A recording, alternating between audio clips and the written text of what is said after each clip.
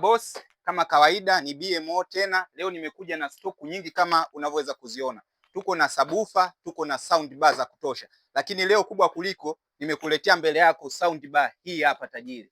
Hii hapa sound bar ya Saladia ambayo ni wireless sound bar wati 450. Hii hapa wireless sound bar unaweza ukaiconnect kwa kutumia HDMI, Bluetooth, kuna aux ile ya kwenda kwenye TV, poti za TV zote unazipata humu. Kwa hiyo unaweza kuiona bezi yake jinsi ilivyo, ni kubwa sana tajiri. Alafu juu ni glass. Kwetu utaipata kwa 175,000 tu. Inakuja na remote yake ambayo ina control base, ina control Twitter, ina control mpaka mwanga.